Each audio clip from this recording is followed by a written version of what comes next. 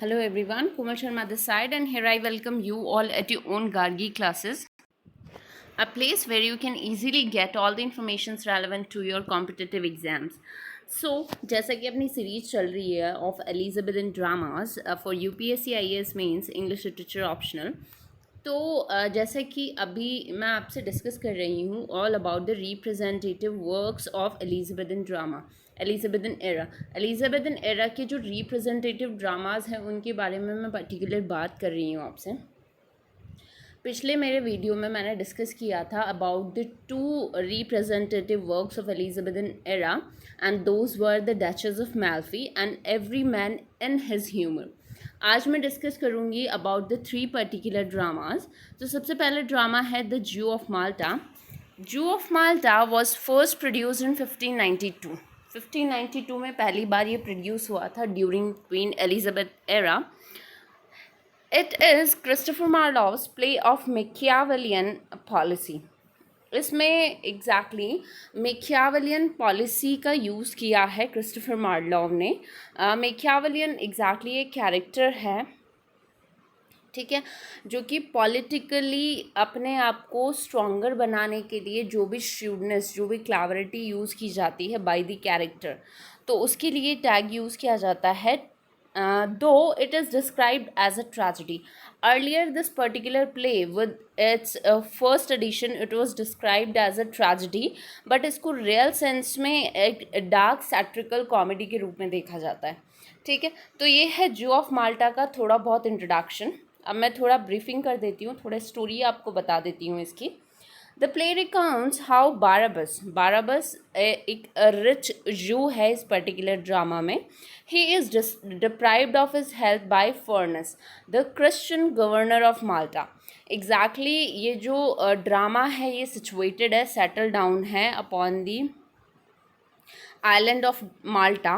माल्टा पे है, वहाँ पे जूज़ और क्रिश्चियंस की कॉन्फ्लिक्ट्स इसमें बताए गए हैं। तो ये जो बाराबस है जो कि मेन कैरेक्टर है, वो एक बहुत ही रिच जू है और इसकी सारी वेल्थ को डिप्राइव कर दिया जाता है, सारी वेल्थ को ले लिया जाता है बाय दी फर्नस। फर्नस कौन है?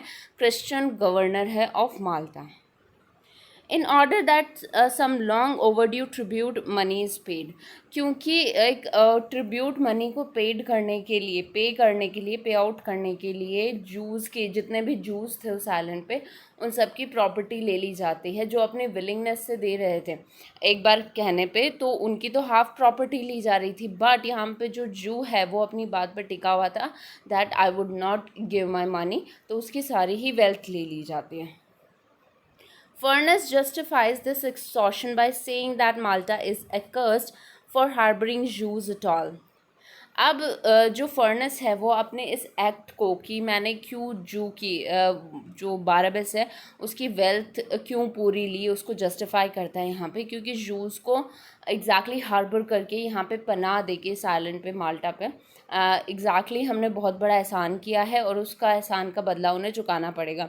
And it gives Barabas the choice of becoming a Christian, और यहाँ पे वो बाराबस को चॉइस भी देता है कि या तो तुम क्रिश्चियन बन जाओ ताकि तुम्हें क्या है अपनी हाफ प्रॉपर्टी देनी पड़ेगी, या फिर तुम जू रहो और अपनी सारी प्रॉपर्टी को खो दो। लेकिन यहाँ पे जो बाराबस है वो एक रिजिड जू है, तो वो एक जू ही बना रहता है, क्रिश्चियनिटी में कन्वर्ट नहीं होता। तो इस तरीके से छोटा सा मैंने ब्रीफिंग बताया है।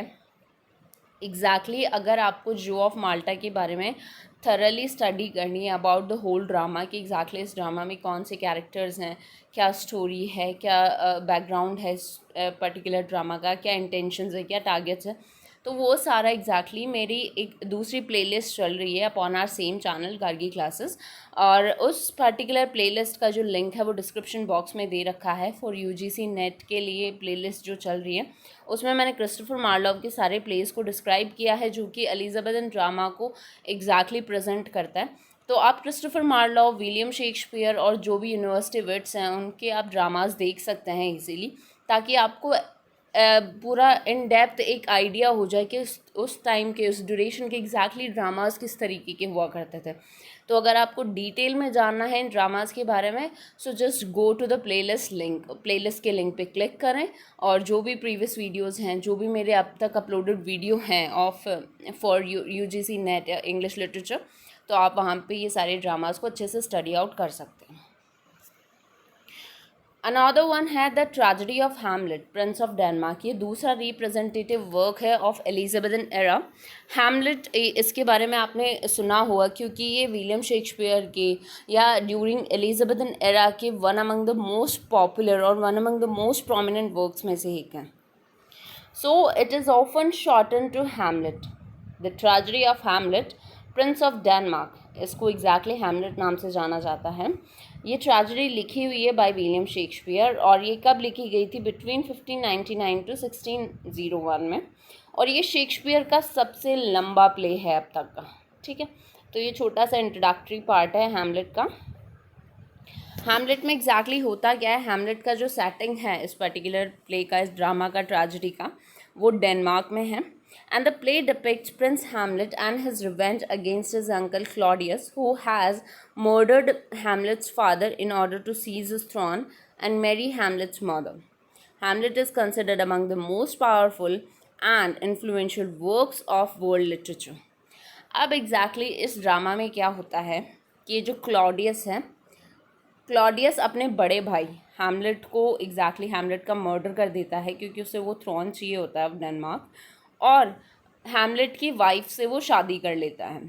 बाद में क्या होता है, हैमलेट का बेटा with the same name Prince Hamlet उस किंगडम में आता है, फ्रॉम द जर्मनी, डेनमार्क आता है, और उसे जब पता चलता है from the soul, from the spirit of his father कि जो क्लॉडियस है उसी ने उसके फादर को मारा है और उसकी जो मदर है उससे शादी की है। तो एक रिवेंजियस ट्रेजेडी है जहाँ पे प्रिंस हैमलेट अपने फादर की डेथ प्लस क्लाउडियस अपने अंकल को अपनी मदर से शादी करने के लिए वो रिवेंज लेता है। ठीक है, तो इन सब के बारे में ये ड्रामा है, पर्टिकुलर ट्रेजेडी है। तो इस पर्टिकुलर ड्रामा के बारे में भी आप थरली स्टडी कर सकते हैं by clicking upon the link of UGC net English literature which is given below into the description box. यहाँ पे मैं आपको छोटी छोटी चीज़ें बता रही हूँ, छोटा छोटा इंट्रोडक्टरी पार्ट बता रही हूँ, अदरवाइज़ आपको पूरा आपको डिटेलिंग सारी आपको जो भी यूजीसी नेट के लिए जो भी प्लेलिस्ट चल रही है आपको वहाँ पे मिल जाएगी। ठीक है, the Spanish tragedy. Thomas Kidd's The Spanish Tragedy was wildly successful and propelled Kidd to fame. Spanish tragedy उस ड्यूरेशन की सबसे वेल रिनाउंड ट्रेजेडीज़ में से एक है, और इस ट्रेजेडी की वजह से ही टॉमस किड जो है वो was one among the university wits, वो फेमस हुए थे। The story concerns a father's desire to avenge his son's death. और ये जो स्टोरी है इसमें क्या बताया जाता है, जो फादर है, जो मेन कैरेक्टर है, वो अपने बेटे की एग्जैक्टली मर्डर का बदला लेता है इसमें। ठीक है, Although this was not a new story in Elizabethan drama, the style of the Spanish tragedy was relatively new to London. ये जो स्टोरी कॉन्सेप्ट है, रिवेंज स्टोरी है जहाँ पे एक फादर अपने बेटे की मर्डर का रिवेंज ले रहा है, तो ये कॉमन स्टोरी है, बट इसके जो इनमें जो सेटिंग बताई गई है या जो स्टाइल ऑफ राइटिंग है उस स्पेनिश ट्रेजेडी वो बहुत डिफरेंट है। तो इसकी स्टाइल ऑफ राइटिंग या फिर स्टाइल ऑफ रिप्रेजेंटेशन ही एक ऐसी चीज़ है जो कि इसको यूनिक बनाती है, the Spanish tragedy. Instead of having the violence narrated as was the convention, Kidd moves it on stage. Most of the carnage and brutality take place right in front of the audience. This innovation sparked an entirely new genre in England that came to be known as blood tragedy. अब इसमें जो unique चीज़ है वो क्या है exactly जो अब तक के इससे पहले जितनी भी ट्रेजेडीज़ प्रेजेंट की जाती है, जहाँ पे मर्डर्स दिखाए जाते हैं, ब्रुटैलिटी दिखाई जाती है, जहाँ पे हैरेसमेंट दिखाया जाता है, तो वो ऑफ स्टेज दिखाया जाता था और एक कैरेक्टर के थ्रू नरेट किया जाता था ऑन स्टेज। लेकिन इस स्पेनिश ट्रेजेडी में क्या था, जितने भी ब्रुटैलिटीज़ थी वो ऑन स्टेज दिखाई गई थी by Thomas kid.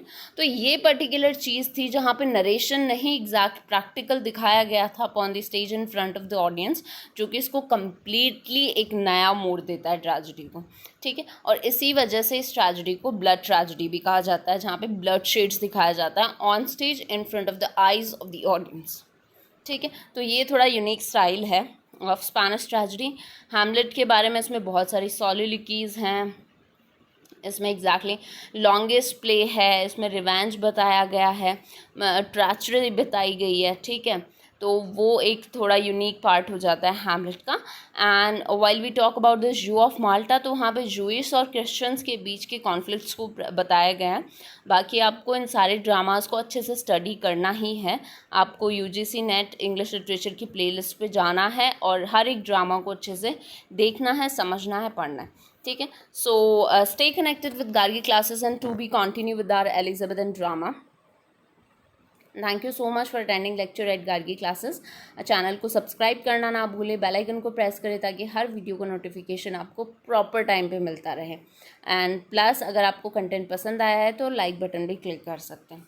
Thank you so much.